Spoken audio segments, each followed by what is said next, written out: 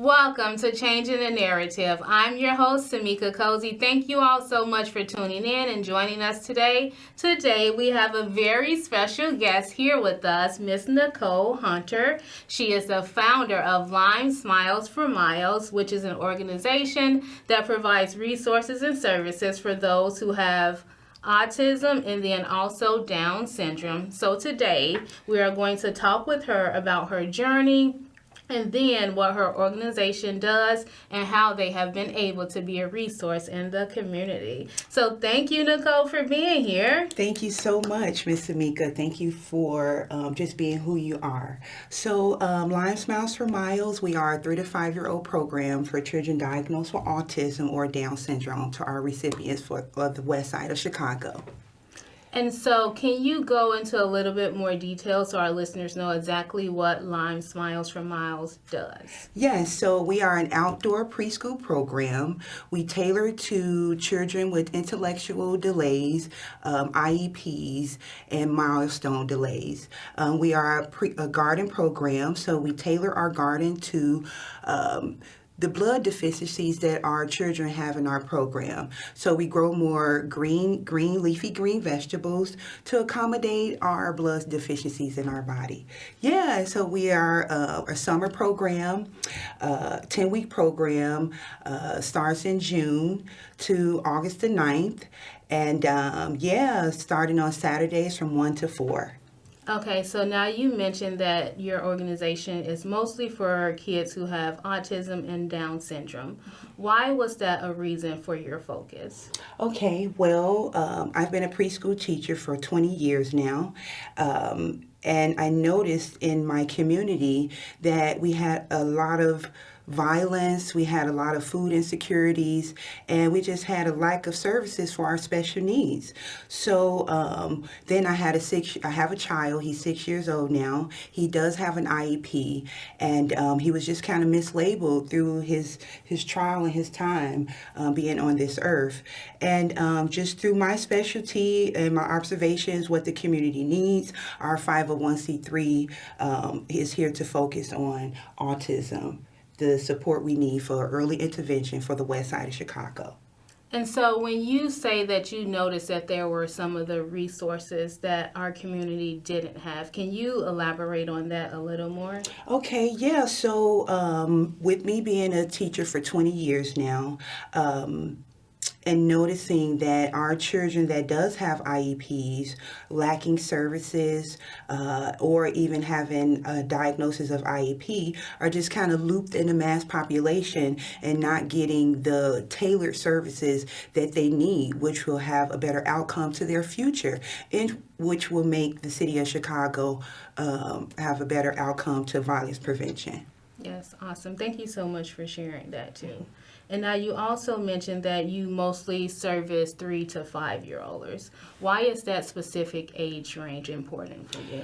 Okay, well, it's important for me because that's what my degree is in. It's in early child care.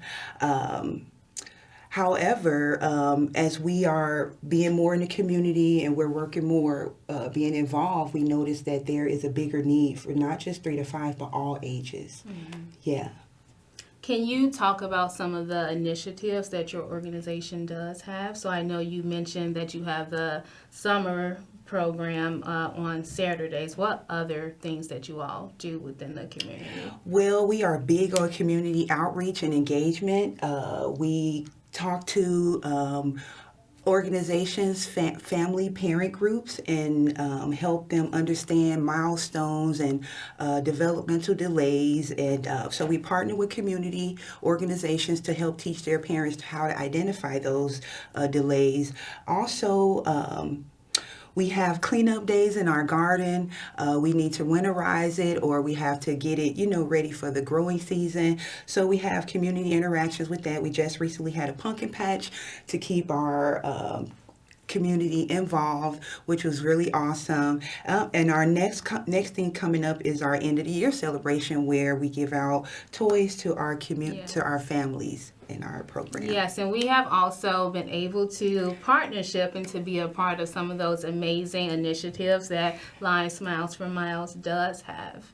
And so I know with like the pumpkin patch, with giving out the toys, and then the garden. Yes. Why was it important to place a garden on the west side of Chicago for you?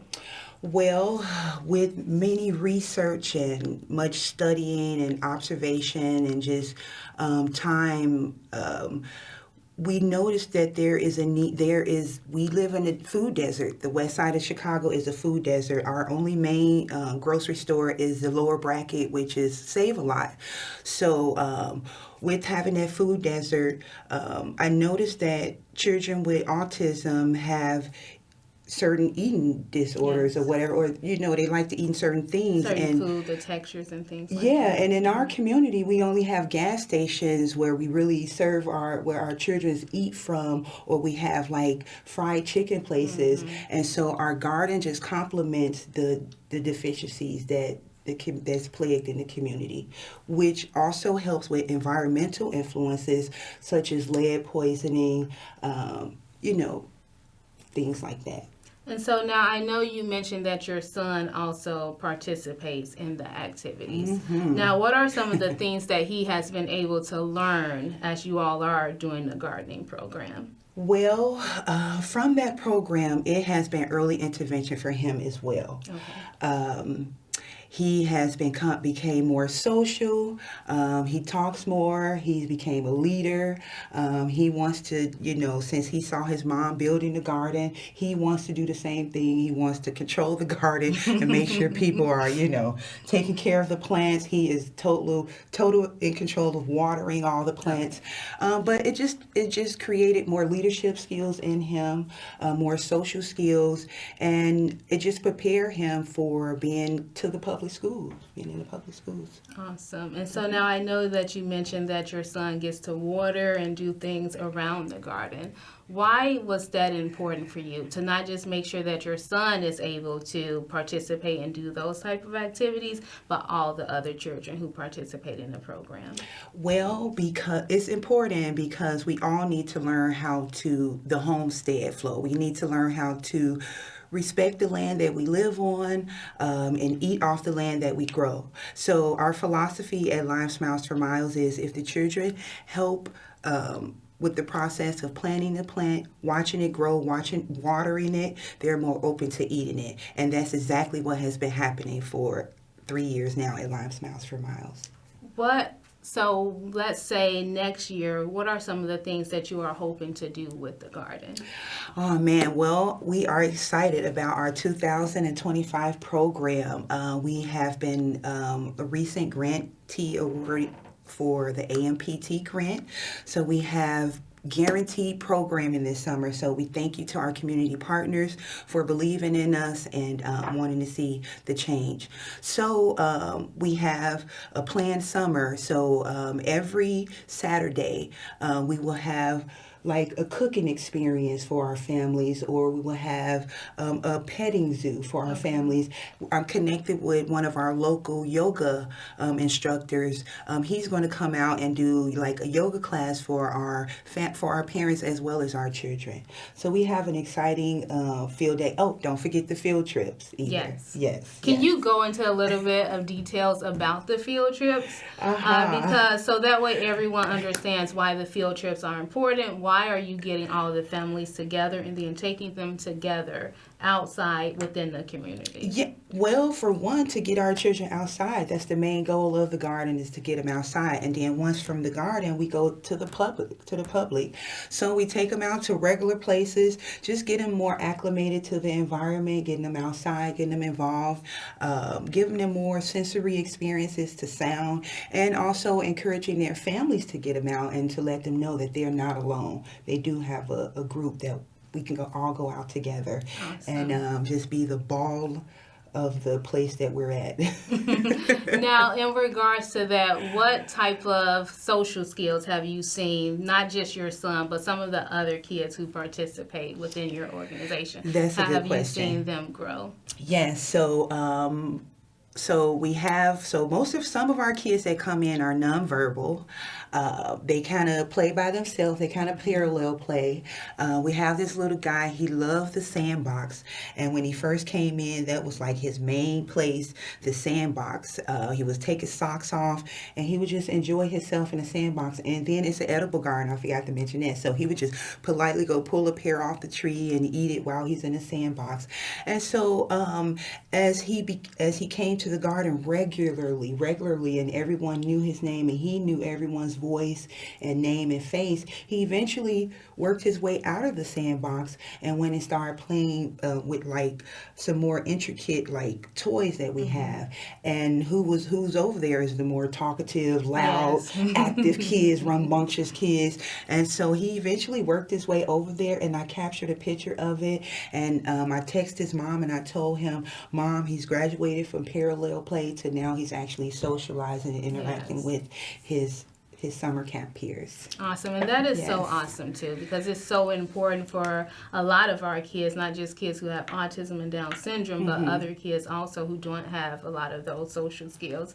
So being able to go from just being in the sandbox and noticing other things within that environment and then being around those other peers are a big benefit. So thank you for putting that together too. To God be the glory. And I know you also mentioned that there was an edible tree, you said? Okay, can you tell us a little bit more about that? What do you have there for the kids to eat? Yeah. So our garden is so special because it's an edible garden. Everything that we grow, our children and families can eat off of it. So we have 15 assortments of fruits and vegetables in the garden. So we grow kale, chard, broccoli, spinach, squash, eggplant, tomatoes, peppers, different kind of kales, corn. We also have our fruit trees. We have a pear tree. We have 3 different kind of pears. We have the red pear, the yellow pear, and then we have the little Asian pears, which is so juicy.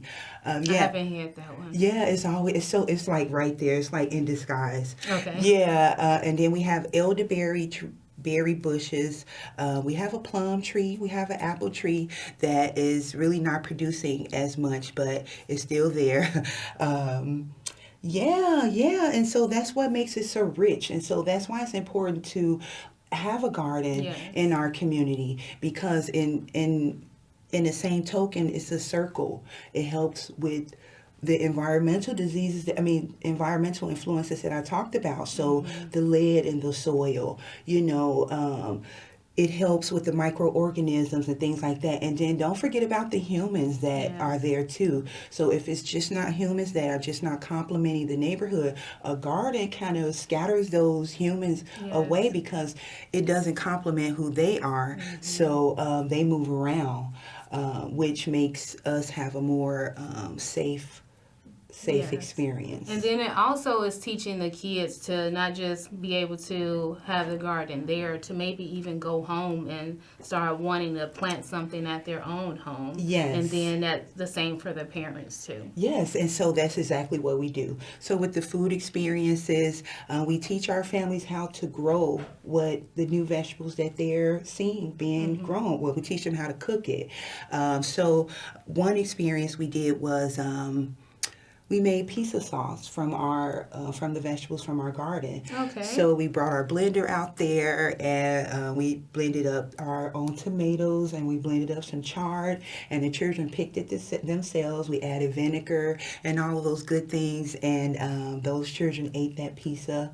Some of our parents kind of burnt it, but because we cook outside, guys, and everybody is just learning this whole nature homestead environment. Yeah, but it was a really good experience. Now, was the pizza one of the first things that you all cooked outside? Well, no. Our very first meal we made was stone soup. You remember that? Yes. Yeah, we made stone soup. So at the end of our program, we harvest all of the vegetables that we grow. And we read the book Stone Soup, and we add it in there. And since the children watched it grow, they help with it. We all tasted and everyone ate it. And so that's a tradition at Lime Smiles for Miles. Awesome, Yes. awesome.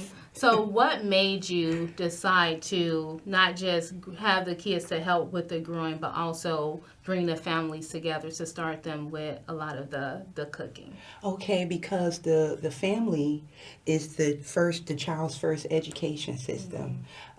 So, and then if we get the family involved, the children buy into what we're advocating. And then we want to teach our families how to model healthy Yes. eating as well. And that they helps actually the see kids. it. Yeah. So that way they're looking at what their parents are also doing so they Yes. can imitate that. Yes, Awesome. and teach their friends. Yes. Like- Now, you said you all have been around for 3 years now, correct? Yes. So looking at some of your first programs to the programs that you are doing now, how has your organization grown? Oh, wow. Well, our family system, for one. Our families really enjoy the program. It really complements their children. So our family system is really growing. And then our community support, we're just really just growing with people that advocate for us, like what we're doing, and feel that the program is much needed. We also have grown in our capacity. So with the newest grant that we received, we're able to actually get paid professional programs out there to our families. We also are able to, once again, continue the good search for and hiring qualified teachers to make sure that we are able to tailor our services. We also are able to continue to purchase toys and be able to give other people now versus always just receiving the help. We're able to help other companies now. Awesome. One thing you mentioned is being able to hire like those who are qualified based on what your organization is looking for. Why is that extremely important for you?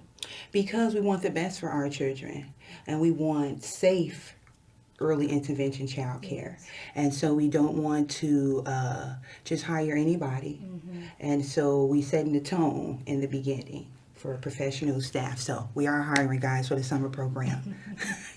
And then let's say if someone wanted to even volunteer or see how they can help with your organization, what type of individuals would you be looking for or partnerships? Well, I'm looking for dedicated individuals, someone that has a heart for people, someone that is patient and understands special needs, and that it may looks different from the normal. And I'm open to people that are just starting out in the field, learning, because we are workforce as well. So I'm looking for passionate, dedicated, hard workers. Yes.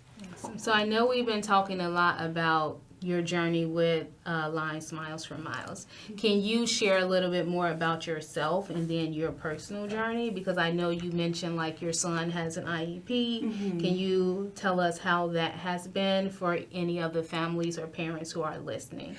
Okay, so the road to the IEP has been very unpredictable and sometimes very emotional, and you just don't understand all those languages.